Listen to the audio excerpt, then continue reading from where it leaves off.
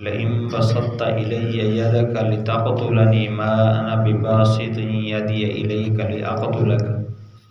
إني أخاف الله رب العالمين إني أريد أن تبوء بإثمي وإثمك فتكون من أصحاب النار وذلك جزاء الظالمين۔ اگر آپ نے میری طرف اپنا ہاتھ لمبا کیا مجھے قتل کرنے کے لیے تو میں اپنا ہاتھ نہیں بڑھاؤں گا آپ کی طرف کہ میں آپ کو قتل کروں۔ میں اس اللہ سے ڈرتا ہوں جو تمام جہانوں کا پروردگار ہے۔ میں ارادہ کرتا ہوں کہ تو میرے گناہ اور اپنے گناہ کے ساتھ لوٹے، بس تو ہو جائے گا آگ والوں میں سے، اور یہی ظالموں کی جزا ہے۔ حضرت آدم علیہ السلام کے صلبی 2 بیٹوں کا تذکرہ یہاں چل رہا ہے ان آیات میں۔ پچھلی آیت میں اللہ تعالیٰ کا حکم ہے وَاتْلُ عَلَيْهِمْ نَبَأَ ابْنَيْ آدَمَ بِالْحَقِّ، کہ آپ اپنی امت کو یا بنی اسرائیل کو آدم علیہ السلام کے 2 بیٹوں کا قصہ سنائیے کہ جب ان میں سے ایک دوسرے کے ساتھ زیادتی کر رہا تھا، دونوں نے قربانی کی اور ایک کی طرف سے قبول ہوئی دوسری طرف قبول نہ ہوئی، جو حق پر تھے اللہ تعالیٰ نے ان کی قربانی قبول فرما لی، اور جس سے قبول نہ ہوئی اس نے دوسرے کو دھمکی دی۔ قابیل نے حابیل کو دھمکی دی کہ میں آپ کو قتل کروں گا۔ حابیل نے کہا کہ یہ میرا فیصلہ تو نہیں ہے، یہ اللہ کی طرف سے ہے۔ انما یتقبل اللہ من المتقین، اللہ تعالیٰ متقین سے نیکیاں اعمال قبول فرماتا ہے۔ تیری قربانی میں نیکی نہیں تھی، نیت درست نہ تھی، اس لیے قبول نہ ہوئی، کیونکہ اس نے دھمکی دی لَأَقْتُلَنَّكَ، میں آپ کو قتل کرتا ہوں۔ تو آگے پھر حابیل کا جواب ان 2 آیتوں میں ہے جو ابھی تلاوت ہوئی۔ مفسرین نے لکھا ہے، تفسیر روح المعانی میں ہے کہ حابیل یہ بڑا مضبوط آدمی تھا، جسامت کے اعتبار سے، طاقت قوت کے اعتبار سے، اور جو قابیل تھا وہ اس کی بنسبت کمزور تھا۔ لیکن حسد کی آگ ایک ایسی آگ ہے جو مخاطب کی طاقت قوت کو نہیں دیکھتی، یہ ایسی آگ ہے جو دماغ کو بالکل جلا کے رکھ دیتی، اور نتائج کو بھی آدمی نہیں دیکھتا کہ میرے ساتھ بعد میں ہوگا کیا،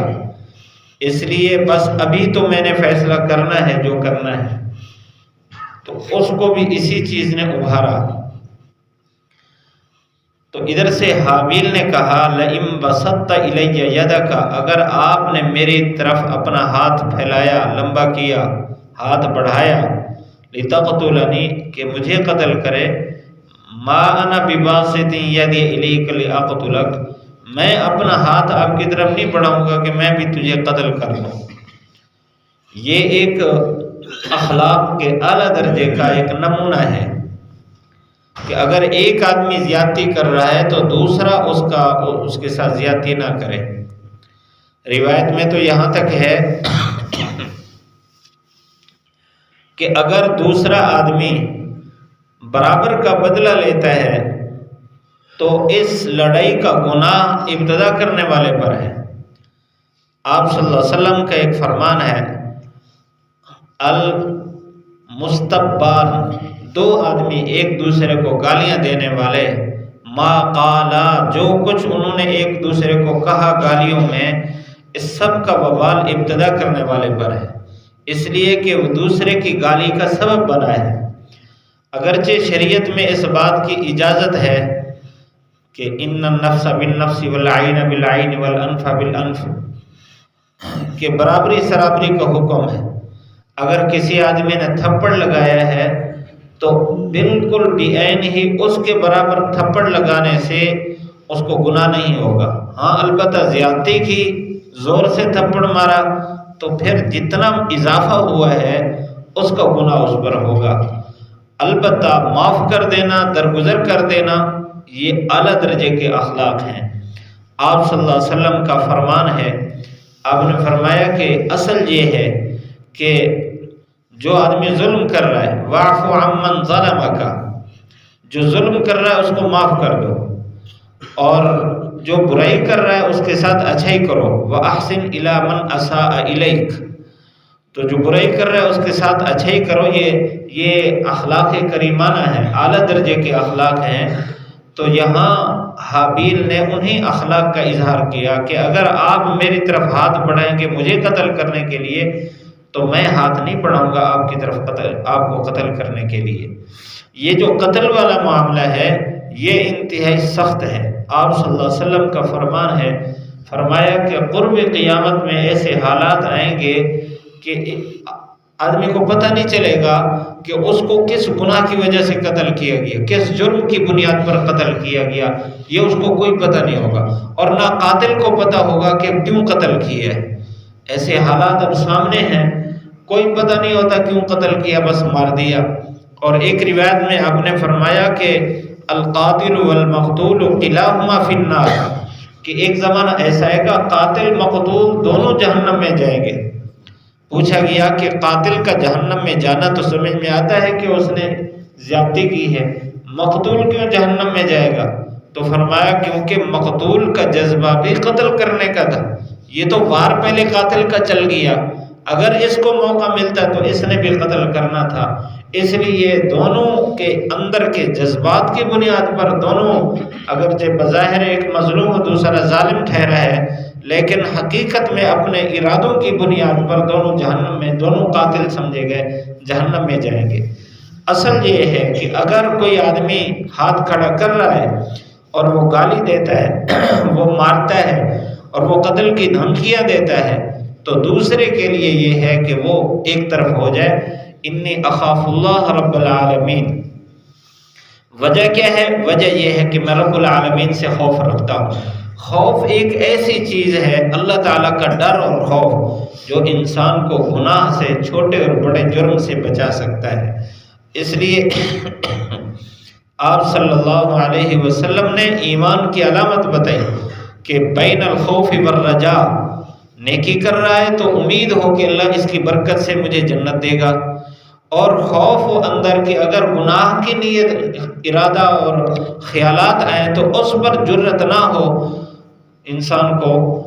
عمل کرنے کی، کہ اللہ تعالیٰ دیکھ رہا ہے، اگر اس نے مجھے اسی حالت میں پکڑ لیا، میری شکل بدل دی تو میں کہاں جاؤں گا، کیا کروں گا؟ اگر زمین میں دھنسا دیا تو میں کیا کر سکتا ہوں؟ اللہ میرے ان اعضاء کی طاقت کو ختم کر دے تو میں کیا کر سکتا ہوں؟ یہ خوف اللہ تعالیٰ کی پکڑ کا اور قدرت کا اس کے دل دماغ میں ہوگا تو اس کو ہمت نہیں ہوگی گناہ کرنے کی، کسی کے ساتھ زیادتی کرنے کی۔ تو یہ بتایا کہ حابیل کے دل میں یہی بات تھی، انی اخاف اللہ رب العالمین، میں تو رب العالمین کا خوف رکھتا ہوں۔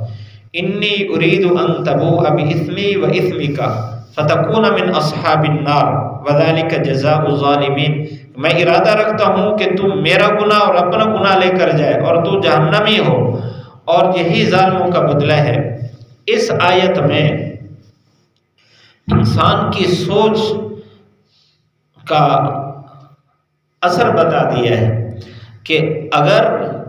ایک آدمی ظالم ہے، دوسرا مظلوم ہے، تو معاشرہ یہ کہتا ہے کہ یہ تو بڑا ڈھیلا آدمی ہے،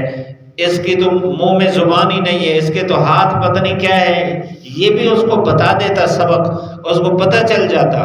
یہ بس یہ ناکام ہے اور جس نے ہاتھ اٹھایا وہ کامیاب ہے۔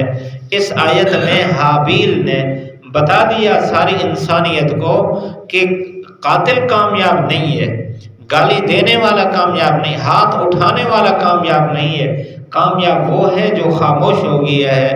وہ کامیاب ہے جس نے ہاتھ روک لیا ہے، اور جس نے بدلہ نہیں لیا کامیاب وہ ہے، اس لیے کہ جس نے زیادتی کی ہے، ہم ایمان والے ہیں، ایمان والے آخرت پر ایمان رکھتے ہیں، کوئی نہ بھی ایمان رکھتا ہو اور وہ ظلم کر رہا ہو تب بھی اس نے اللہ کے ہاں تو پیش ہونا ہے، اور اصل کامیابی ناکامی تو وہاں آئے گی، وہاں جب اللہ کی پکڑ آئے گی اور نتیجے کے اعتبار سے جہنم میں جائے گا قاتل، تو ایسی صورت میں کامیاب تو وہ ہے جس کو قتل کیا گیا۔ ایک گالی دینے والا ہے، دوسرا خاموش رہ جانے والا ہے، خاموش رہ جانے والا ہی کامیاب ہے، کیونکہ قیامت کے دن گالی دینے والا تو پکڑا جائے گا اور خاموش آدمی کو بدلہ دیا جائے گا۔ اصل کے اعتبار سے کامیاب وہ ہے، اصل کے اعتبار سے گویا نمبر وہ لے گیا ہے جو خاموش رہا ہے۔ ان آیات میں ہمیں یہی سبق دیا گیا، وَذَلِكَ جَزَاءُ الظَّالِمِينَ میں بتایا کہ یہ جو جوش جذبہ ہے بدلہ لینے کا، یہ انسان کو ہلاک کرتا ہے، اور زیادتی کرنے والے کے بدلے میں اگر خاموش رہے آدمی تو یہ آدمی کامیاب ہو گیا۔ اللہ تعالی ہم سب کو، پوری امت مسلمہ کے ہر فرد کو یہ جذبات اور یہ اخلاق نصیب فرمائے۔ پڑھ لیجئے، لَئِن بَسَطْتَ إِلَيَّ يَدَكَ لِتَقْتُلَنِي مَا أَنَا بِبَاسِطٍ يَدِيَ إِلَيْكَ لِأَقْتُلَكَ إِنِّي أَخَافُ اللَّهَ رَبَّ الْعَالَمِينَ إِنِّي أُرِيدُ أَن تَبُوءَ بِإِثْمِي وَإِثْمِكَ فَتَكُونَ مِنْ أَصْحَابِ النَّارِ وَذَلِكَ جَزَاءُ الظَّالِمِينَ۔ لَئِن بَسَطْتَ، اگر آپ نے بڑھایا، الیہ میری طرف، یدا کا اپنا ہاتھ، لتقتلنی کہ مجھے قتل کرے، ما انا بباسط میں نہیں بڑھاؤں گا، یدیا اپنے ہاتھ، الیہ کا تیری طرف، لأقتلک کہ میں آپ کو قتل کروں، انی اخاف اللہ میں اللہ سے خوف رکھتا ہوں، رب العالمین جو جہان تمام جہانوں کا پروردگار ہے، انی اریدو میں ارادہ رکھتا ہوں، ان تبوء باسمی کہ تو لوٹے میرے گناہ کے ساتھ، و اسمی کا اور اپنے گناہ کے ساتھ، فتکون من اصحاب النار تو ہو اصحاب نار میں سے، وذالک جزاء الظالمین یہی ظالموں کا بدلہ ہے۔